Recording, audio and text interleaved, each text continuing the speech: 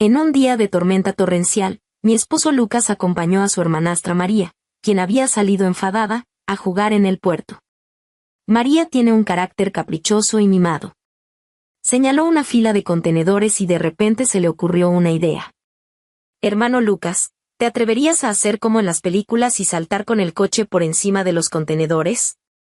Lucas soltó una risa despectiva y, sorprendentemente, pisó el acelerador a fondo, dirigiendo el coche hacia una rampa improvisada.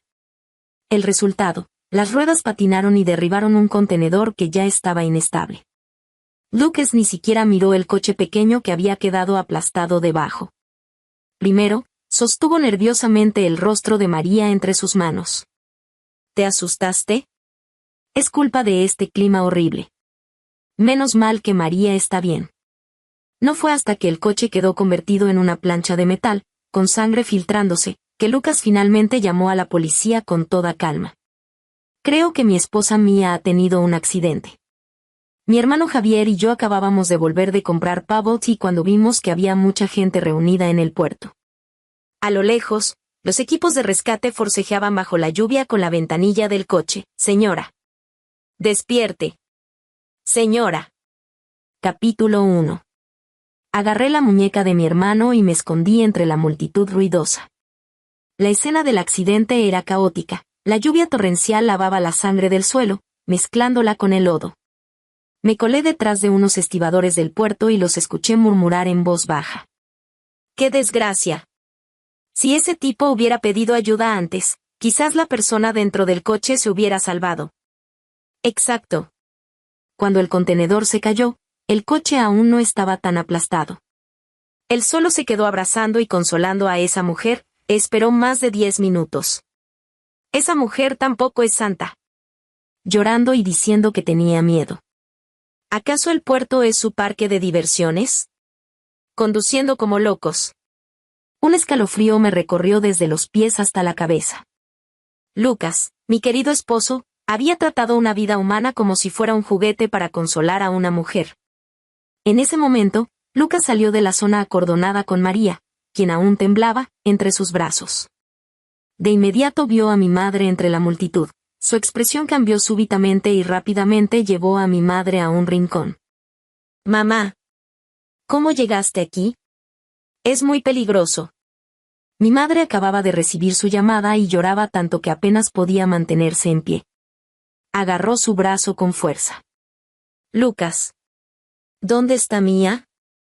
¿Cómo está mi Mía? Un destello de pánico cruzó los ojos de Lucas, pero fue rápidamente cubierto por un dolor fingido deliberadamente. Mamá, cálmese.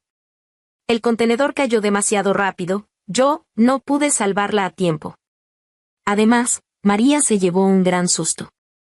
Era mi deber consolarla primero, ¿no? Mi madre temblaba de ira ante sus palabras que distorsionaban la verdad. ¿Tu deber?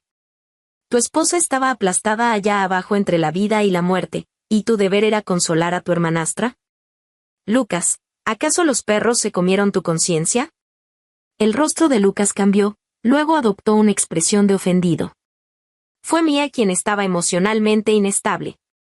De repente condujo su coche a un lugar como el puerto y lo estacionó en una zona peligrosa.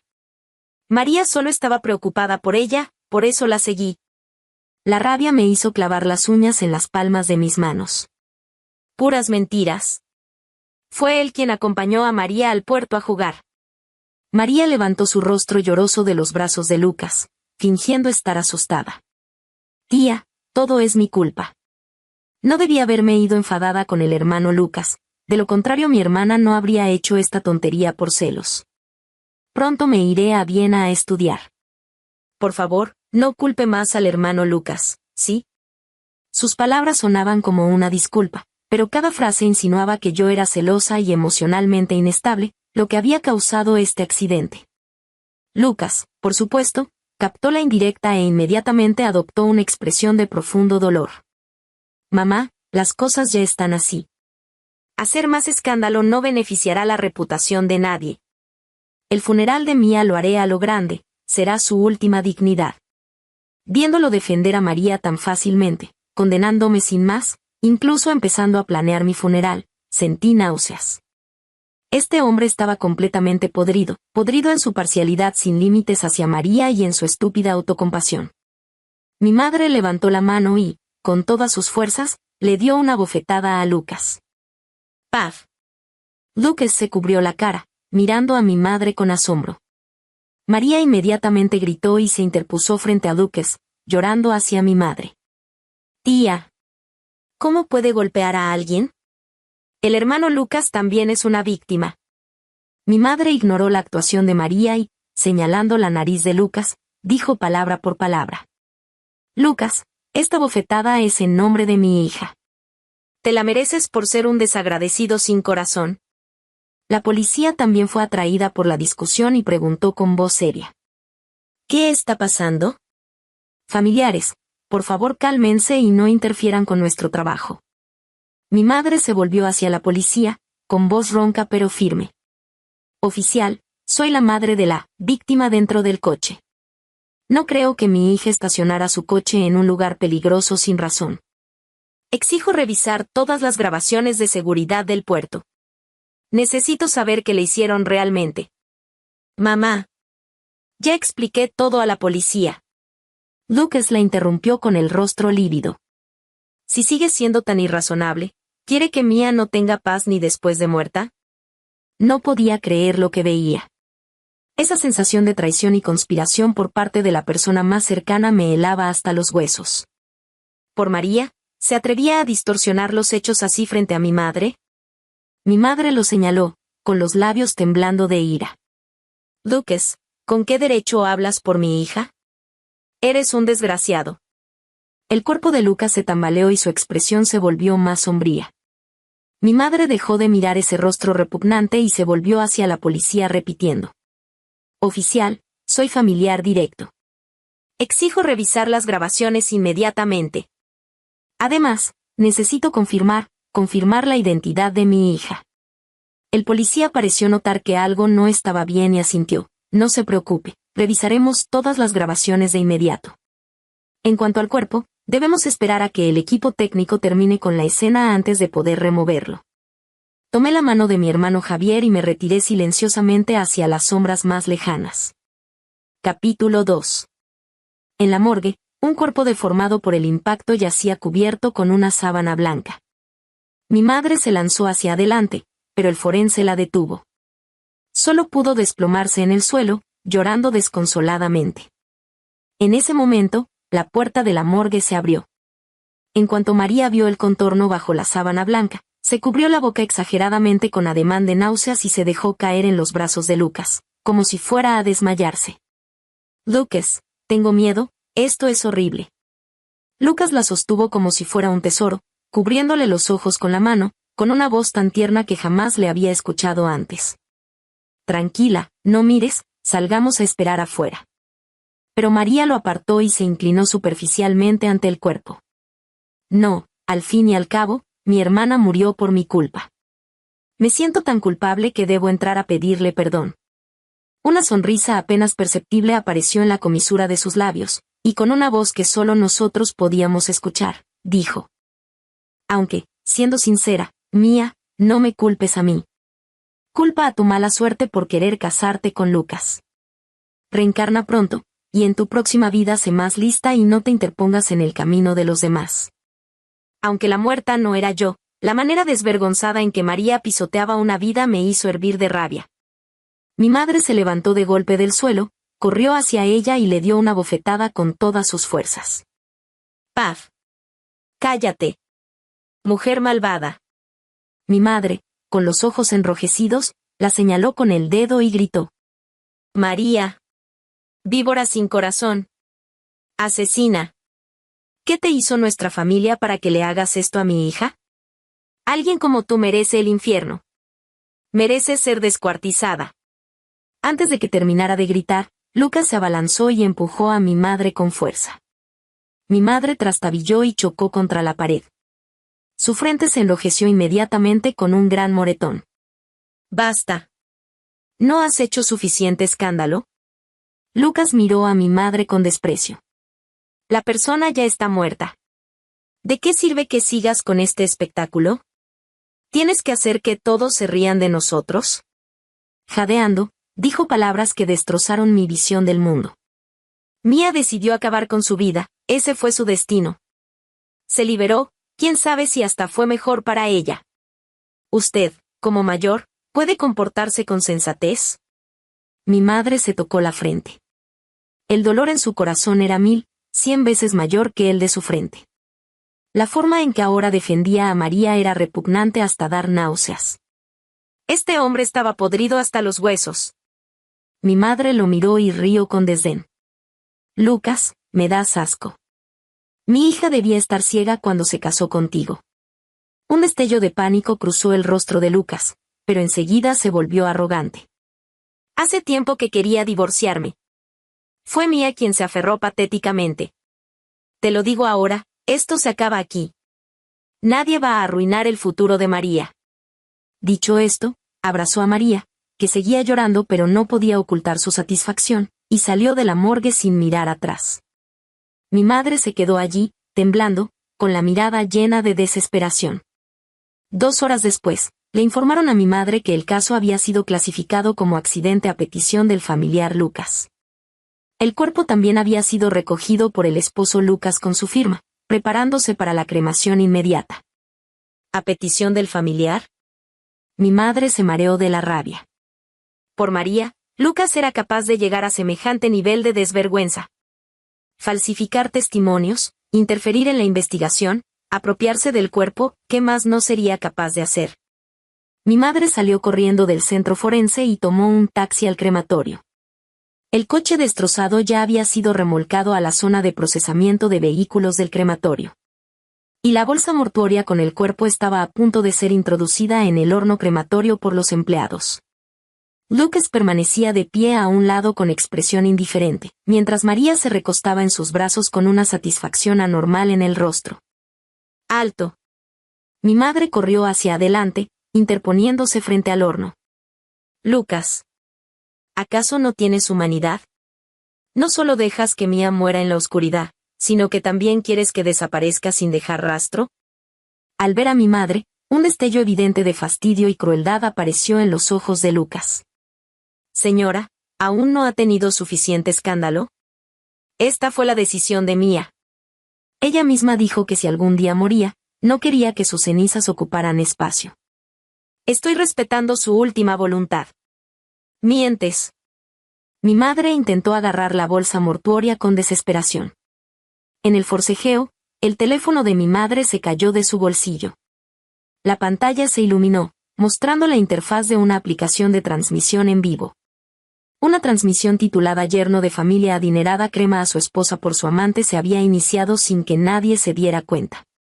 Al principio solo había unos pocos espectadores, pero el impactante título y el conflicto intenso en la escena hicieron que el número de espectadores aumentara rápidamente. ¿Qué está pasando? ¿Transmitiendo la cremación de su esposa? Este tipo parece respetable, ¿cómo puede tener un corazón tan cruel? Miren a esa mujer, cara de amante, y encima llorando hipócritamente. Los comentarios comenzaron a fluir, y Lucas y María no se dieron cuenta en absoluto. Lucas, compraste a las autoridades y falsificaste evidencia por esta mujer. ¿No temes el karma?, gritó mi madre con voz desgarrada. María respondió inmediatamente con voz chillona, señora. Tiene que hablar con pruebas. Mi hermana tenía una vida disoluta, tenía otros hombres afuera. ¿Quién sabe si no condujo bajo efectos de drogas buscando la muerte? ¿Ahora insiste en esto para echarnos toda la culpa a mí y a Lucas? Lucas también la respaldó con frialdad. Señora, entiendo que no puede aceptar que Mia se haya ido. ¿Pero puede ser racional? Mia tenía historial de depresión, la policía encontró antidepresivos en su bolso. Si sigue haciendo este escándalo, solo hará que su familia quede peor. Los dos, al unísono, convirtieron el grave accidente causado por María en un acto suicida de esta paciente depresiva que era yo. Están mintiendo. Mi madre los interrumpió gritando, con un dolor desgarrador en el corazón. Los comentarios de la transmisión explotaron instantáneamente. ¿Entonces la muerta tenía depresión y era infiel? No murió injustamente. Esta amante hizo justicia divina entonces. La madre todavía está armando escándalo, parece que toda la familia es igual de mala. Escuché que la mujer decidió acabar con su vida, ¿qué tiene que ver con esta pareja? Mi madre vio los comentarios desplazándose en la pantalla diciendo no murió injustamente, se lo merecía, y casi se desmaya de la rabia. La puerta del horno crematorio se abrió lentamente, los empleados preparándose para introducir la bolsa. ¡Alto! La que está ahí dentro no es mi hermana. Una voz clara y furiosa resonó desde atrás. Las expresiones de Lucas y María cambiaron instantáneamente, como si hubieran visto un fantasma, llenas de terror e incredulidad. Los comentarios se quedaron en silencio por un momento, y luego comenzaron a desfilar 10 veces más rápido que antes, enloquecidos. Dios mío. Mi cerebro no puede procesarlo. Entonces, ¿quién murió? ¿Qué giro de trama es este? Estoy atónito. ¿Entonces Lucas y esa amante estuvieron mintiendo todo el tiempo? Me quedé a la distancia, señalando a María, cuyo rostro estaba pálido como un cadáver. María. La persona que tú y mi esposo mataron con el coche es tu propio hermano, Martín. Capítulo 3. Lucas estaba pálido como un papel. María, directamente, se desplomó en el suelo. Me señalaba con el dedo mientras balbuceaba incoherentemente. Tú, ¿cómo es que sigues viva? Es imposible, no puede ser mi hermano, imposible. Los trabajadores que estaban a punto de realizar la cremación se miraron entre sí, sin saber qué hacer. Entonces, ¿seguimos o no?, preguntó tímidamente uno de ellos. Ahí dentro está mi hermano. No pueden quemarlo, chilló María con un grito desgarrador. Con los ojos enrojecidos, se abalanzó sobre mi hermano menor, interrogándolo a gritos. Javier, dime la verdad. ¿Por qué mi hermano conducía el coche de tu hermana? Fuiste tú. Ustedes le prestaron el coche a propósito para tenderle una trampa y matarlo. Mi hermano la apartó con asco, mirándola con total desprecio. Deberías preguntarle a tu querido hermano por qué robó el coche de mi hermana para irse de juerga. María, ¿es que en tu familia todos tienen la costumbre de tomar las cosas ajenas sin permiso? Si hizo algo malo, se lo merece. Mientes, lo interrumpió María histéricamente. Mi hermano jamás robaría un coche. Tienen que haber sido ustedes lo tendieron una trampa. De repente agarró del brazo a Lucas, llorando desesperadamente. Lucas, ¿lo oyes? Ellos mataron a mi hermano. Pero Lucas solo permanecía rígido, dejando que lo sacudiera, con la mirada fija en mi hermano y en mí. Tomé del brazo a mi madre y caminé paso a paso hasta quedar frente a él. Le hablé con frialdad. Lucas, ¿dónde viste con tus propios ojos que yo había muerto? ¿Y quién te dio el derecho de decidir por mí que debía ser incinerada? Esas palabras cayeron como dos bofetadas sonoras, no solo en la cara de Lucas, sino que a través del teléfono se transmitieron por toda la red. Los comentarios del directo comenzaron a desfilar como un tsunami. Dios mío. Giro total. Resulta que atropelló a su propio hermano. ¿Qué preguntas tan directas? ¿Se atreverá este tipo a responder? Esto da escalofríos. ¿Con qué autoridad aseguró que la muerta era su esposa? ¿Y por qué tanta prisa por incinerarla? Quería destruir la evidencia. ¿No dijo que su esposa se había suicidado? Miren. Está vivita y coleando. ¡Qué mentira más descarada! Bajo la mirada de innumerables internautas, el rostro de Lucas pasó del verde oscuro al gris ceniza. Le temblaban los labios, sin poder articular palabra. Yo solo me dejé llevar intentó justificarse Lucas con dificultad. Pero ahora cualquier explicación sonaba vacía e impotente. El chat del directo se llenó de comentarios como: ¿dejarse llevar por quién? ¿A quién quiere engañar? ¿No reconoce a su propia esposa? Lo miré en su patética situación y solté una risa amarga. Lucas, no es que te hayas dejado llevar por nadie. Simplemente perdiste toda tu conciencia por María. Di un paso adelante, mirando fijamente sus ojos esquivos. Toda la injusticia y la rabia acumuladas durante tanto tiempo estallaron de golpe. Desde que María se mudó a nuestra casa, ha sido como si te hubieran hechizado. Todo lo que ella dice lo crees, y cuando derrama unas lágrimas, Piensas que el mundo entero la ha tratado mal.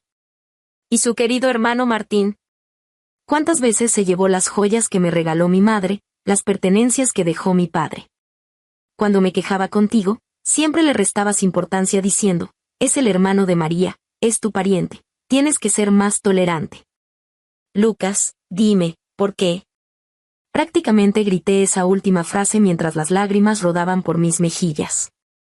Ahora resulta que Martín robó el coche para irse de juerga y perdió la vida, y todavía quieres ayudar a tu querida hermanastra a ponerme el cartel de asesina.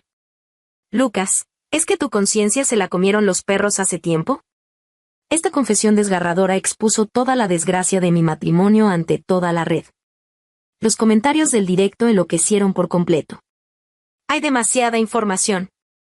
Resulta que por dentro era así de repugnante. ¿Regalar los objetos del difunto padre de su esposa al hermano de su amante? ¿Lucas sigue siendo humano? No puedo más, me da tanta rabia, que se divorcie ya. El divorcio, saqué de mi bolso los papeles de divorcio ya firmados y los arrojé frente a Lucas. Al ver las hojas esparcidas en el suelo, Lucas finalmente mostró un verdadero pánico en su rostro. Intentó tomar mi mano, pero lo aparté con fuerza. Mía, cálmate primero, dijo apresuradamente. Tú y tu madre están a salvo, ¿no es ese el mejor resultado posible? ¿Para qué hacer un escándalo y dar que hablar a los demás? El mejor resultado posible, no pude evitar reírme. ¿Lo mejor para ti y para María, querrás decir? ¿Matar a su propio hermano, echarme la culpa a mí y seguir con sus vidas tranquilos? Dejé de mirar ese rostro hipócrita y me volví hacia mi hermano. Javier, llama a la policía. Diles que Martín robó el coche de nuestra familia, condujo peligrosamente por el puerto y acabó estrellándose y muriendo. Capítulo 4. No. No podemos llamar a la policía. María gritó de repente como si estuviera enloquecida. Intentó abalanzarse sobre mí, pero mi hermano la detuvo. Solo pudo llorar y gritar desde la distancia, Mía, no puedes hacer esto. Mi hermano ya está muerto. No me queda nada. ¿Acaso quieres llevarme a la tumba? ¿Yo te llevo a la tumba? La miré con frialdad. María, que te quede claro, si tu hermano no hubiera robado el coche, si no hubieras incitado a Lucas a jugar peligrosamente en el puerto, nada de esto habría pasado. La estupidez e imprudencia de ustedes dos hermanos causaron esta tragedia. Esto es justicia divina. Mía. Eso es pasarse de la raya. Lucas se colocó inmediatamente frente a María, frunciendo el ceño mientras me reprochaba. María ya está destrozada, perdió a su único familiar. ¿No puedes tener algo de compasión? ¿Tienes que ir hasta el final? Lucas. Estoy harta de ti. Antes de que pudiera responder, mi hermano Javier ya le había dado un puñetazo en la cara. ¡Pam! Lucas retrocedió tambaleándose, la sangre brotó de inmediato de la comisura de sus labios. Este golpe es por mi hermana, rugió Javier. Luego, mi madre dio un paso adelante y le propinó una bofetada a Lucas. Lucas, Mía se casó contigo a pesar de nuestra oposición, cuando no tenías nada, exclamó mi madre, agitada.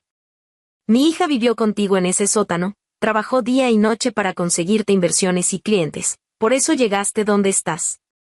Y ahora que tienes dinero te olvidas de tus raíces y te pones del lado de extraños para maltratar a tu propia esposa. ¿De verdad crees que somos familia fácil de pisotear? Lucas se cubrió la cara, con expresión sombría. Nos miró a todos con rencor y dijo entre dientes, ¿se trata del dinero? Pagaré todos los daños que causó Martín. Pero tienen que retirar la denuncia, esto termina aquí.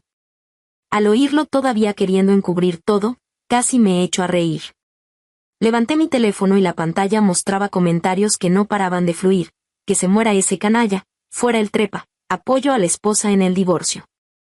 Lucas, es demasiado tarde, dije con calma. Todo el mundo ha visto cómo difamaste a tu propia esposa por tu amante. ¿Y todavía quieres ocultar la verdad? Lo miré mientras su rostro se volvía cada vez más desesperado y dije palabra por palabra. No olvides que tu empresa y todos tus bienes se crearon durante nuestro matrimonio. Son propiedad conyugal. ¿Quieres usar nuestro dinero para pagar por el desastre que causó el hermano de tu amante? Me consultaste primero a mí, ¿Tu esposa legítima? La fuerza del karma golpeó más fuerte que la tormenta, engullendo instantáneamente a Lucas y María. Las grabaciones de seguridad del puerto, que Lucas había logrado suprimir, fueron desenterradas por usuarios indignados de Internet. Tras analizar cuadro por cuadro, llegaron al primer lugar de las tendencias. Almohadilla carreras en el puerto para impresionar a la hermanastra. Almohadilla la locura de los dos hermanos. Almohadilla Lucas y María los dejaron morir. En el video, un Passat negro y el BMW de Lucas perseguían frenéticamente entre contenedores en la zona portuaria, haciendo derrapes. Martín conducía el Passat con una mujer muy maquillada en el asiento del copiloto, ambos gritando emocionados. El BMW de Lucas lo seguía de cerca con maniobras exageradas, mientras María aplaudía y reía en el asiento del copiloto. Ambos coches usaban los estrechos pasillos del puerto como si fueran un circuito de carreras, ignorando completamente las señales de zona peligrosa, prohibido el paso. Cuando el Passat perdió el control y chocó contra una pila de contenedores, provocando un derrumbe en cadena, se escuchó la voz de Martín pidiendo auxilio, ayuda. Se me rompió la pierna. Lucas abrió la puerta del coche, claramente queriendo ir a rescatarlo. Pero María se aferró con fuerza a su brazo, se dejó caer en su pecho y gritó con voz teatralmente llorosa, Lucas. No vayas. Tengo miedo. ¿Y si colapsa más? Estoy mareada, no puedo respirar. Al final, Lucas abrazó fuertemente a María y dejó que los gritos detrás de ellos fueran ahogados por el sonido de la lluvia torrencial y el metal retorciéndose. La imagen de su abrazo en el video, contrastada con las señales de vida desvaneciéndose gradualmente dentro del vehículo destrozado, formaba una comparación irónica y cruel. Los comentarios en Internet explotaron. ¿Alguien gritaba dentro del coche y ellos se abrazaban? ¿Esto es algo que hace un ser humano? María es un demonio. Sabía que era su hermano y aún así impidió el rescate. Toda una familia de gente podrida. Todos deberían ser castigados. Al mismo tiempo, el comunicado que publiqué a través de mi abogado se difundió rápidamente. En él, no solo exigía que María compensara todos los daños causados por el robo del vehículo y la conducción peligrosa de su hermano, sino que también presenté cargos penales contra Lucas y María por intento de lesiones y difamación. Los usuarios de Internet pronto descubrieron las publicaciones de Martín en redes sociales donde se jactaba. Captura 1. Un día antes del accidente, Martín. Mañana llevaré el BMW de mi cuñado tonto y a mi novia al puerto a ver el atardecer. Foto de las llaves del BMW. Captura 2. Martín, me muero de risa, mi hermana dice que lo de Lucas es de nuestra familia. Su dinero es mi dinero. Captura 3. Martín presumiendo en un grupo, voy al puerto a jugar un rato a Rápidos y Furiosos. Les voy a mostrar qué significa ser un piloto de verdad. Estas capturas confirmaron completamente el robo del coche y la conducción peligrosa de Martín, además de exponer su naturaleza sin vergüenza. Los comentarios indignados llenaron la red. Un ladrón de coches tan arrogante. Se lo merecía. Toda una familia de sanguijuelas. ¿De verdad creen que lo ajeno es suyo? Apoyo a la esposa legítima. Que los hundan legalmente. La opinión pública estalló por completo. Con pruebas irrefutables, nadie podría ya distorsionar la verdad. Capítulo 5. En poco tiempo, María fue detenida bajo custodia criminal por múltiples cargos, y lo que le esperaba era el severo castigo de la ley. Aunque Lucas fue liberado bajo fianza, se le prohibió salir del país y debía cooperar con la investigación en cualquier momento. Al salir de la comisaría, se encontró rodeado de reporteros. El que antes fuera un joven empresario exitoso, ahora cubría su cabeza con la chaqueta del traje, abriéndose paso torpemente entre los flashes hasta subirse a un auto de alquiler. Los socios comerciales cancelaron sus contratos uno tras otro, y la junta directiva exigió su renuncia inmediata para calmar la indignación pública. Todo lo que había construido gracias a mi familia se derrumbaba rápidamente. Cuando regresó exhausto a la mansión, se encontró con Mía dirigiendo a una empresa de mudanzas mientras empacaban sus cosas. Las pupilas de Lucas se contrajeron bruscamente, y la compostura que había mantenido a duras penas se hizo añicos. Tambaleándose, corrió hacia ella con la voz temblando con un pánico nunca antes visto. Mía. ¿Qué estás haciendo? ¿A dónde te vas? Mía pasó junto a él con indiferencia, sin siquiera dignarse a mirarlo. Me mudo. ¿No es obvio? ¿Podemos hablar? Extendió los brazos bloqueando las maletas, con una súplica humilde nunca vista en su rostro. Sé que me equivoqué. Perdí la cabeza, María me engañó. Te juro que cortaré toda relación con ella, nunca más la veré. ¿Podemos empezar de nuevo? Y dicho esto, se arrodilló frente a Mía. Este hombre que siempre mantenía una fachada de falsa elegancia, ahora se había rebajado hasta el polvo. Mía lo miró, sintiendo solo náuseas. Lucas, ¿todavía no lo entiendes? Se acabó hace mucho tiempo. Desde el momento en que me difamaste para protegerla, todo terminó definitivamente. Sacó los papeles de divorcio del compartimento de la maleta y los arrojó frente a él. Firma. Terminemos esto civilizadamente. Es lo último que te queda de dignidad. Él levantó bruscamente la cabeza, con los ojos inyectados en sangre. ¿Y si no firmo? Mía encontró esto irónicamente absurdo. Entonces nos vemos en los tribunales. Para entonces, lo que perderás probablemente no será solo el matrimonio, tu reputación y la empresa. Sus palabras eran como clavos de hielo, clavándolo en el lugar. Mía no volvió a mirarlo y le dijo a los trabajadores, carguen todo en el camión, nos vamos.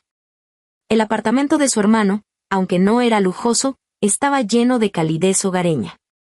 Su madre le tomó la mano, con los ojos llenos de compasión.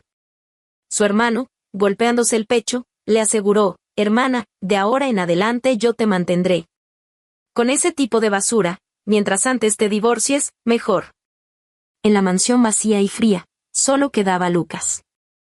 Se desplomó en el suelo, mirando alrededor de este espacio que parecía especialmente desolado sin su dueña. Su mirada se posó en el cuadro decorativo de la sala, y pareció escuchar la risa de Mía de años atrás. Lucas, ¿colgamos un cuadro de girasoles? Quiero que nuestra casa siempre esté llena de luz y esperanza. En aquel entonces, él la abrazó y le prometió, está bien, como tú digas. Te daré la mejor vida. Pero después, sus compromisos sociales fueron cada vez más frecuentes, y volvía a casa cada vez más tarde. Cuando María se mudó, la casa se convirtió en una prisión para Mía. Aquel cuadro de girasoles ya se había cubierto de polvo tras incontables discusiones y guerras frías. Ahora, el cuadro seguía ahí, pero el hogar ya no existía. La persona que una vez lo amó con todo su ser, se había ido para siempre con una desesperación absoluta. Lucas se cubrió el rostro mientras sus hombros temblaban violentamente. Las consecuencias que él mismo había sembrado finalmente maduraron, y su sabor era de arrepentimiento sin límites y de haberlo perdido todo. María exigió que Lucas contratara al mejor equipo de abogados. Desde su perspectiva, ella había llegado a esta situación por él, y era su deber arreglarlo todo por ella. Sin embargo, en ese momento Lucas ya no podía ni salvarse a sí mismo. En el proceso de divorcio, Mía solicitó el embargo de bienes, y el tribunal congeló todas sus cuentas y acciones. Las acciones de la empresa se desplomaron, enfrentaban compensaciones millonarias, y la junta directiva lo presionaba para que cediera el poder. Lejos de contratar abogados de primera, apenas podía pagar a su propio abogado. La incompetencia y las demoras de Lucas eran, para María, una traición imperdonable. En el pasado, sin importar el problema que causara, él siempre podía solucionarlo con dinero y poder. Ahora que más lo necesitaba, ni siquiera podía conseguirle un abogado decente. La enorme caída psicológica la desestabilizó. El miedo, la desesperación y el rencor se entrelazaron, llevándola a tomar una decisión desesperada, para reducir su condena, echarle toda la culpa a Lucas. Entre lágrimas confesó, fue Lucas quien me instigó. Ese día fue su idea ir al puerto, dijo que haría acrobacias con el auto para sorprenderme. Lo amaba tanto y confiaba tanto en él que... Todo es su culpa. Él causó mi desgracia. Él mató a mi hermano. Cuando Lucas escuchó esta versión distorsionada de su abogado, simplemente no podía creerlo. Recordó todo lo que había hecho por María, traicionar a su esposa, arruinar su reputación, gastar toda su fortuna, y a cambio solo recibió esta puñalada por la espalda y estas acusaciones maliciosas. La última pizca de compasión y de viejos sentimientos se disipó por completo, reemplazada por un asco profundo hasta los huesos y una claridad absoluta. Le pidió a su abogado que le llevara a María una grabación con su respuesta definitiva. María, corto todo lazo contigo. Tu hermano robó el auto y corrió carreras ilegales, se buscó su propio destino. Tu situación actual es consecuencia de tus propios actos. Finalmente llegó el juicio. María fue condenada a 15 años de prisión por múltiples cargos incluyendo instigación a conducción peligrosa que causó muerte y obstrucción de la justicia. Al escuchar el veredicto, lanzó un grito y se desmayó en el banquillo de los acusados. Lucas fue condenado a 5 años de prisión por encubrimiento, presentación de falso testimonio y otros cargos. La sentencia judicial puso fin a la farsa, pero la vida de Lucas se precipitó al abismo. Capítulo 6. 5 años después, Lucas cruzó las puertas de la prisión. El que fuera un magnate de los negocios se había convertido en un indigente callejero. Pero lo que más lo atormentaba era el remordimiento que le carcomía hasta los huesos y su obsesión enfermiza conmigo. Creía que si conseguía mi perdón, podría rehacer su vida destrozada. Así que comenzó a irrumpir en mi vida de forma obsesiva. Después de averiguar la dirección de la empresa tecnológica que mi hermano y yo habíamos fundado, se plantaba abajo todos los días durante horas. Me enviaba mensajes interminables rememorando el pasado, confesando su estupidez, repletos de un arrepentimiento autocomplaciente. Todo esto solo me causaba fastidio. Las heridas del pasado habían sanado hacía tiempo, y su aparición no era más que un recordatorio de lo ciega que había sido. Bloqueé todos sus medios de contacto, pedía seguridad que lo echara e ignoré todos sus encuentros casuales. Para mí, su arrepentimiento era como un jugador arruinado aferrándose a un último clavo ardiendo, barato y patético. Tras el fracaso de su ataque emocional, ideó una estrategia aún más torpe. Al enterarse de que estaba negociando una colaboración importante con una empresa europea, contactó al responsable para difamarme, alegando que mi vida privada era un caos y aconsejándole cancelar la colaboración. Cuando recibí el correo de aclaraciones, casi me echo a reír. Esta forma de actuar tan autodestructiva no había cambiado en todos estos años. Mi hermano Javier le llamó directamente para increparle. Lucas, ¿acaso la cárcel te frió el cerebro? Si mi hermana no consigue el proyecto, ¿crees que eso te beneficia? Hice que el departamento legal enviara una carta de advertencia, exigiéndole que cesara el acoso y la difamación o lo demandaríamos. Luego le llevó a mi madre suplementos vitamínicos baratos y frutas, arrodillándose frente a nuestra puerta rogándole que intercediera por él. Mi madre tiró todo a la basura delante de él, con una actitud gélida. En su desesperación, cometió su mayor torpeza.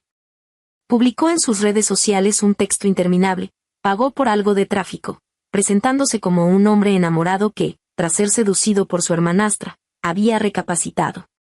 Me describía como la luz de su vida, rogando a los internautas que me convencieran de reconsiderarlo.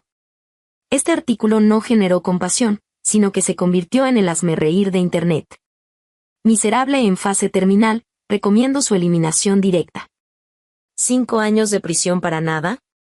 Y la empresa de mi hermano y mía ganó más atención y simpatía gracias a esta ola de fama negativa.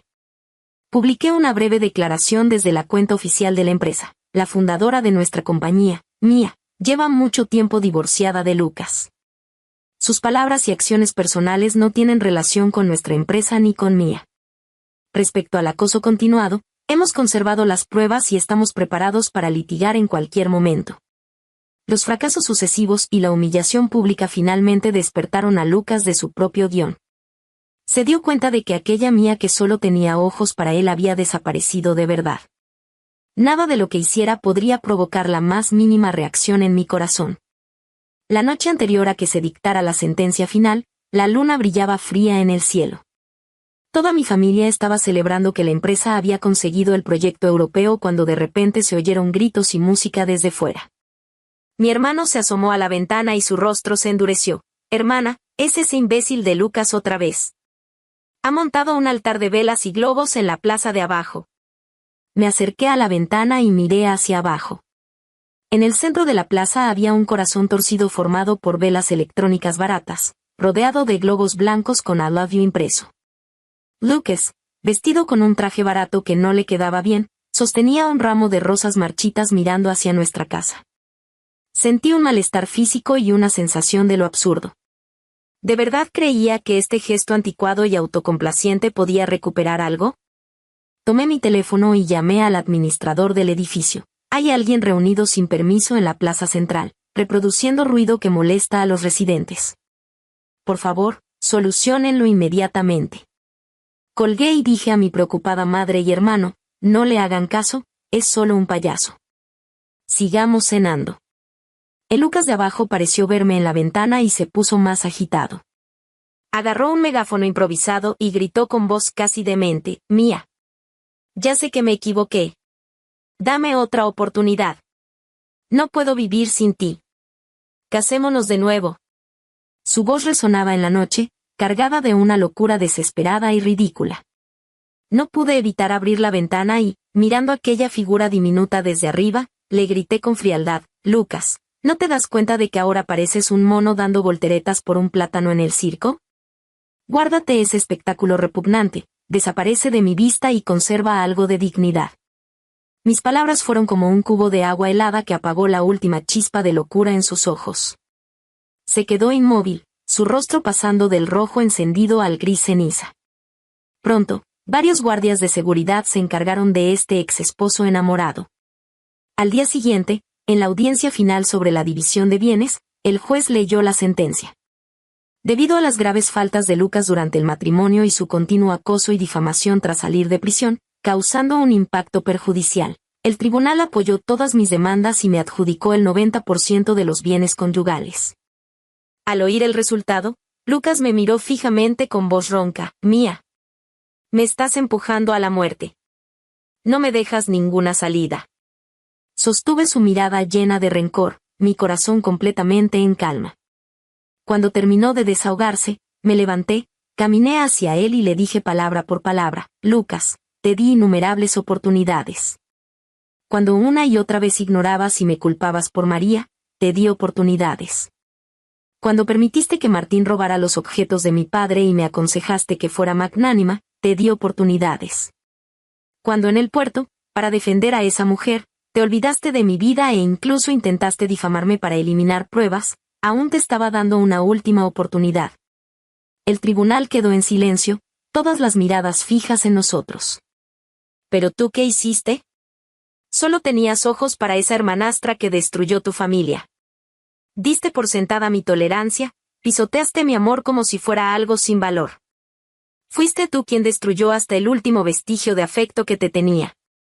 Mi partida nunca fue una decisión repentina, dije mirando su rostro ahora pálido como la cal, con voz firme, fue una elección que tuve que hacer después de que me despedazaras con 1000 cortes, uno tras otro, hasta no dejar nada intacto.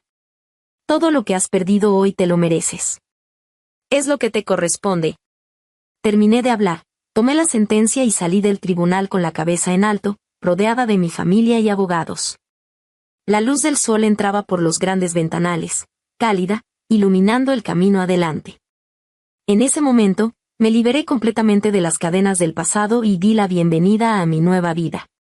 Y Lucas quedaría atrapado para siempre en la prisión que él mismo construyó con su estupidez, egoísmo y traición, hasta el fin de sus días.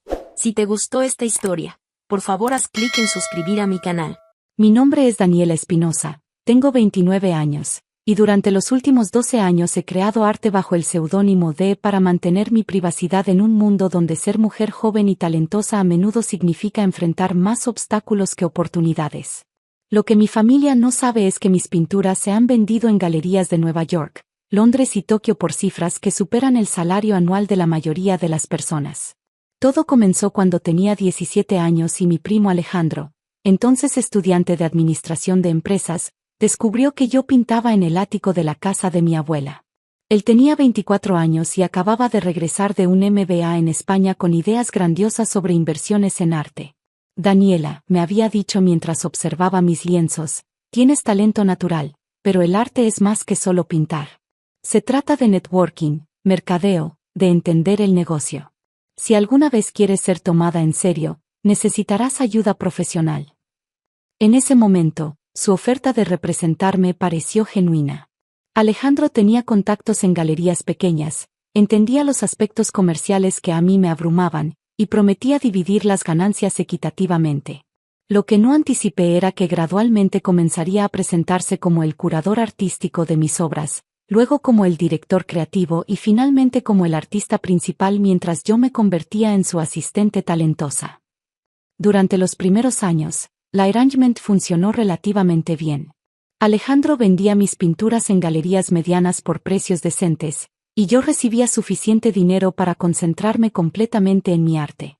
Pero conforme mis obras comenzaron a atraer atención internacional, noté que Alejandro empezó a tomar más crédito del que habíamos acordado. Para 2018, había desarrollado un estilo distintivo que combinaba técnicas clásicas mexicanas con influencias contemporáneas europeas. Mis pinturas exploraban temas de identidad femenina y resistencia cultural de maneras que resonaban profundamente con coleccionistas internacionales. Pero cuando las revistas de arte escribían reseñas, citaban a Espinosa como el genio detrás de las obras, mientras que D. era mencionada como una colaboradora talentosa. El punto de ruptura llegó el año pasado cuando Alejandro anunció que abriría su propia galería en la Roma Norte, el distrito artístico más prestigioso de la Ciudad de México. Es momento de que tengas tu espacio propio, me explicó, pero cuando vi los documentos legales, descubrí que la galería estaría completamente a su nombre, y yo sería listada como artista residente, esencialmente una empleada. Alejandro, le dije durante nuestra reunión en su oficina llena de mis propias pinturas, creo que necesitamos renegociar nuestro acuerdo. Daniela respondió con ese tono paternalista que había desarrollado a lo largo de los años, entiendo que quieras más reconocimiento, pero el mundo del arte es complicado. Tú eres brillante con el pincel, pero yo manejo la parte comercial. Cada uno tiene su rol. Fue en ese momento que tomé la decisión que cambiaría todo. Durante los últimos 6 meses, había estado trabajando secretamente con Victoria Belmont, una de las coleccionistas más influyentes de Europa, quien había estado rastreando la identidad real detrás de las pinturas firmadas después de verlas en una exposición en París. Victoria había contactado directamente mi cuenta de Instagram artística, que mantenía separada de mi identidad familiar, después de reconocer mi estilo en una publicación. Durante meses, habíamos estado correspondiendo sobre una posible exposición individual en su galería privada de Londres, pero ella insistía en conocer personalmente al artista antes de proceder. El arte es intensamente personal, me había escrito en uno de sus emails. Necesito entender la visión del creador, no solo las interpretaciones de intermediarios. Mientras tanto, Alejandro había estado preparando meticulosamente la inauguración de Galería Espinosa. Había invertido una fortuna en el espacio, pisos de mármol travertino, sistemas de iluminación de grado museo, y un sistema de seguridad que protegía mis pinturas como si fueran tesoros nacionales. La ironía no se me escapaba. Durante las semanas previas a la inauguración, observé cómo Alejandro ensayaba su presentación frente al espejo de su oficina.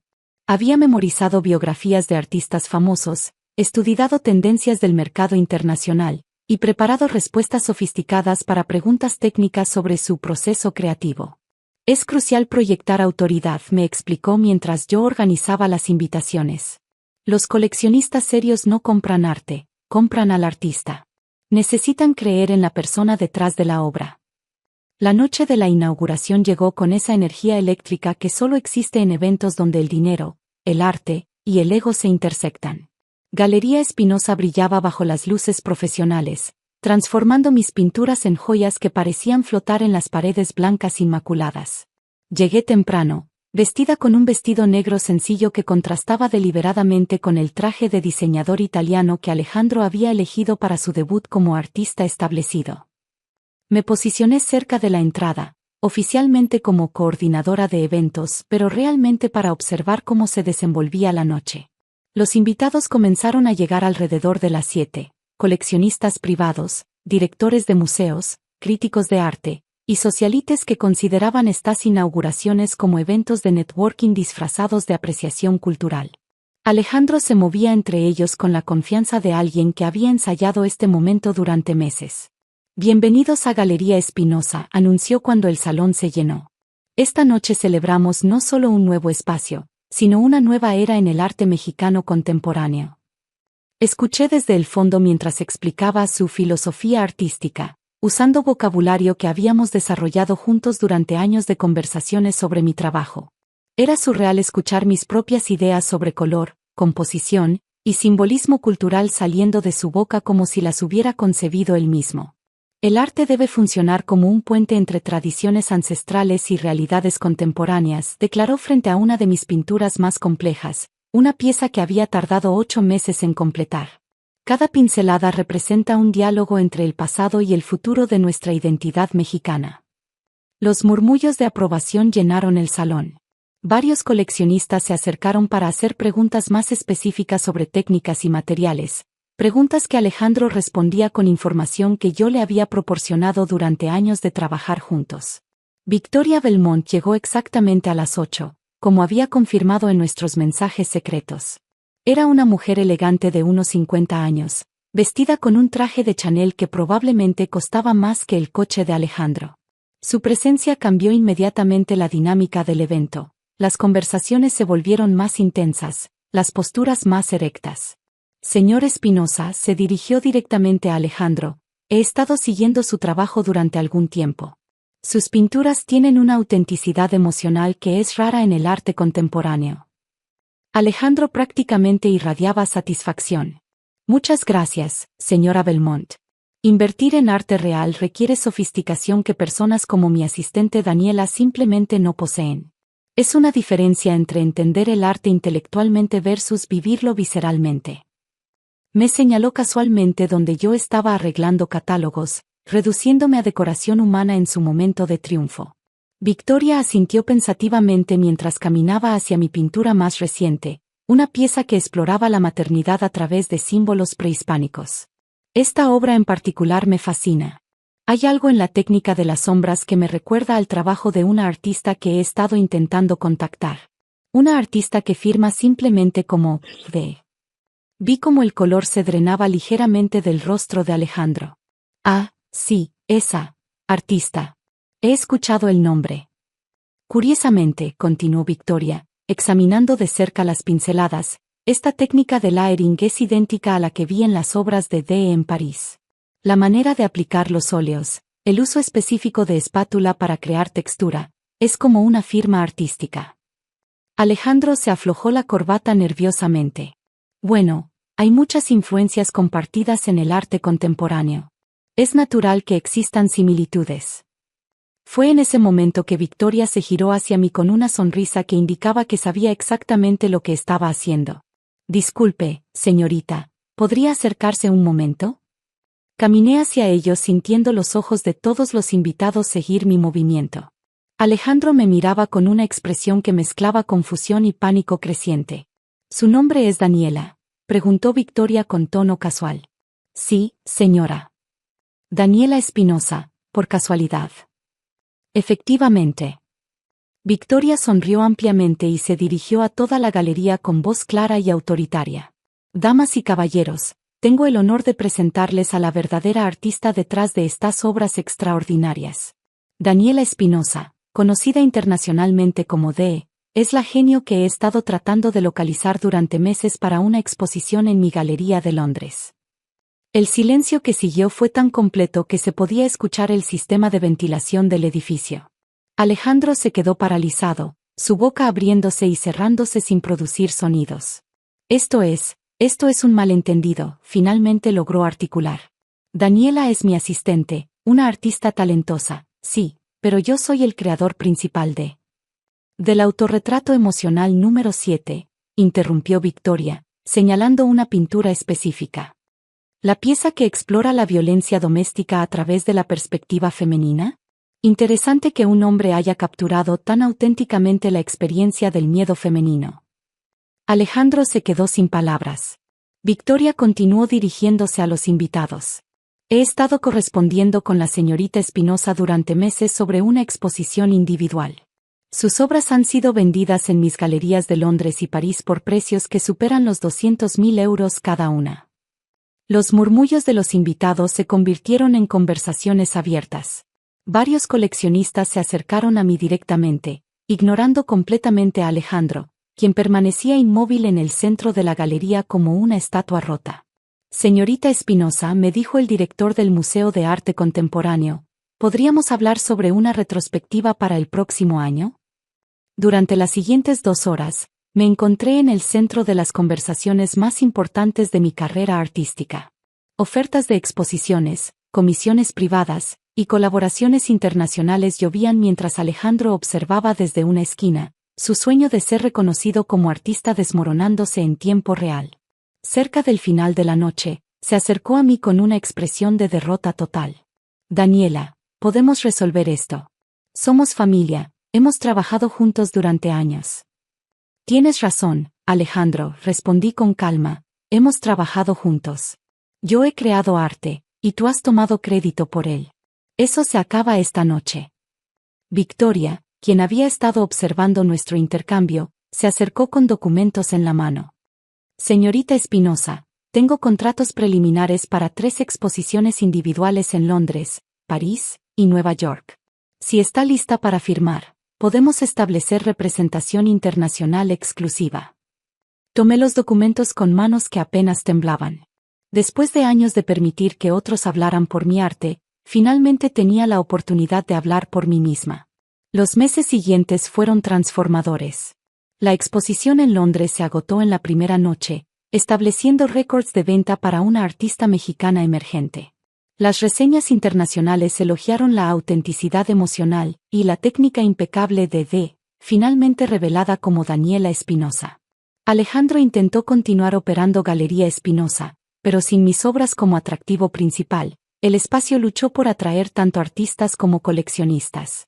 Eventualmente tuvo que vender, irónicamente, a una consortilla de inversionistas que me ofreció la primera opción de compra. 6 meses después de la inauguración desastrosa, reabrí el espacio como Galería dedicada exclusivamente a promover artistas mujeres latinoamericanas emergentes. Alejandro asistió a la reinauguración, no como familiar arrogante, sino como un visitante más que admitía silenciosamente mis pinturas desde la periferia. Victoria se convirtió no solo en mi representante internacional, sino en una mentora que me enseñó que el mundo del arte, aunque complicado, tiene espacio para autenticidad cuando tienes el coraje de reclamar tu propia voz. En mi estudio actual, rodeada de lienzos que llevan orgullosamente mi nombre completo, a veces pienso en esa noche cuando mi verdadera identidad se reveló frente a una galería llena de extraños. No fue solo el momento cuando recuperé mi arte, fue el momento cuando recuperé mi poder de definir quién soy como artista y como mujer. Porque al final, el arte más poderoso no es aquel que impresiona a críticos o vende por millones, sino aquel que te permite finalmente firmar tu propio nombre sin pedir permiso a nadie más.